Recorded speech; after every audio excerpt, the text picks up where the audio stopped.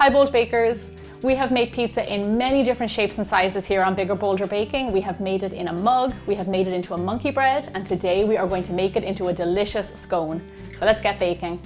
These scones are incredibly simple to make. We're going to whip them up by hand in one bowl in 5 minutes. So in a large bowl lined with a sieve, we're going to add in our flour, baking powder, baking soda, salt, and cornstarch, and then sift all these ingredients together. Cornstarch is also known as corn flour, and the reason that we add it is because it makes these scones incredibly soft. So I really recommend that you add it in. If you don't have it, then feel free to leave it out. Okay, that's our dry ingredients. Now we're going to add in all those lovely flavors that make up a pizza. First up, we're going to grate in some cheese. Now you can use mozzarella, however I am using Irish cheddar because I am all about Irish cheddar and its deliciousness. So just grate that straight into the bowl. While I have the grater here, I'm going to grate in my frozen butter. Now you've seen me do this trick before. You want to get your paper around the bottom, frozen stick of butter, pop them into the freezer for 10 minutes, and then just grate it straight in. Now the reason that I do this is because it gives you lovely tiny little bits of butter that go all the way throughout your scone mix.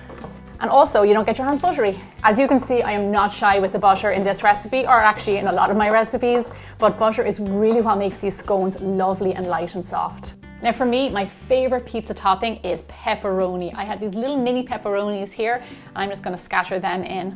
If you don't like pepperoni, you can leave it out and add in your own favorite flavor. Now you can't have a pizza without tomatoes, so I have some sun-dried tomatoes here. I chopped them up nice and small. If you can't find sun-dried tomatoes, you can also use cubed fresh tomatoes. That'll work well too. Just make sure they're not too wet. Lastly, we're going to add in some dried Italian herbs for extra flavor. Now I gently just want to mix these ingredients together to put the butter and all the cheese and everything throughout. Oh my gosh, even the dried ingredients smell good. You can already see it's packed full of flavor. Now into this mix, we're going to add in some buttermilk. Now buttermilk makes them really lovely and soft.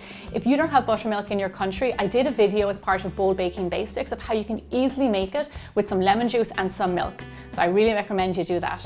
And last resort, if you really don't have it, you can always just mix in milk. And then just with a wooden spoon, gently mix it all together. Be careful not to over mix. We're just creating a wet batter. Okay, perfect, this is looking great. Now we're going to scoop it onto our baking tray. Now these scones are a little bit different than traditional scones because I'm not actually going to roll out my mix on the countertop. We're going to scoop it because the batter is so soft.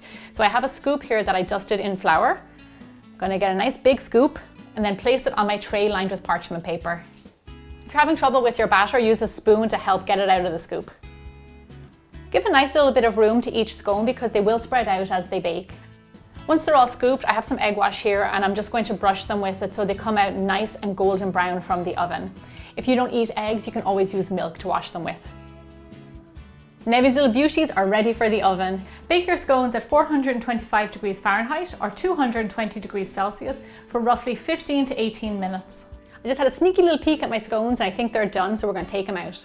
These scones look and smell amazing. They've got a beautiful golden brown on top, so you know they've got a nice crust. Okay, let's open this bad boy up so I can show you what it looks like on the inside. Look at that. Do you see how light and fluffy that is? That's all the butter, the buttermilk working their magic. It tastes just like a pizza all in one, but the best thing about it is that soft, gooey texture, the cheese, everything in there combined just makes for a real big and bold treat. If you like these delicious scones, I've got lots more videos like this, so make sure you tap that subscribe button, and I will see you back here every Monday and Thursday for more bigger, bolder baking.